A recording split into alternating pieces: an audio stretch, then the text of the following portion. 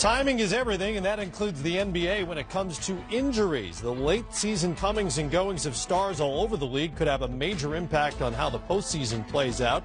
Will the champs be whole by the second round? Will the Spurs see Kawhi Leonard in uniform before their season ends?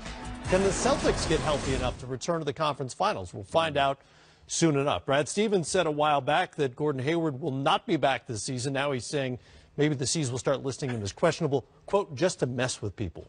The real question is when or if they'll have Kyrie Irving or Marcus Smart back before the season ends. Irving's knee surgery suggests a reevaluation right at the start of the playoffs. Smart's thumb injury puts him returning somewhere in the first round-ish. How vulnerable is this Boston team if neither one is available for that first round? Oh, they're extremely vulnerable. And it's about your availability, as we all know, come playoff time. If you don't have your main pieces, you know, that changes your trajectory immediately.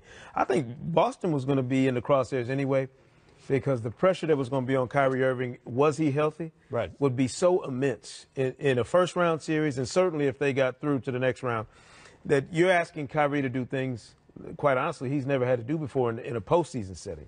His first 3 years in Cleveland, he wasn't there, so we never knew what it would be like with him as the #1 guy on a playoff team. In his last three, he had LeBron and Kevin Love certainly last year to help him out. This year, it was going to be a completely different monster, and I'm not sure the Celtics are built for this postseason. They need to start taking a long-term view of it. Go ahead. No, well, I think they are very vulnerable, and a lot of it has to do with matchups.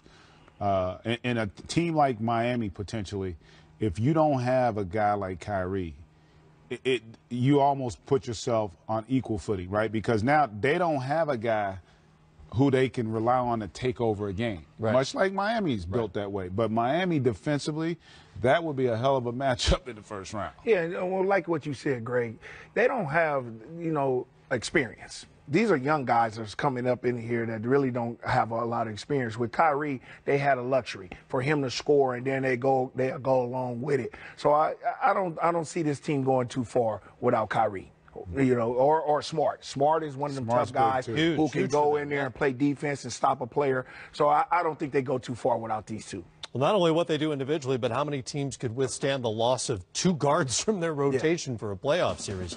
Update on LaMarcus Aldridge. No structural damage, which is great news for the Spurs, and he is considered day-to-day. Kemba Walker and the Hornets on a 4-game win streak as the Cavs come to town. The tip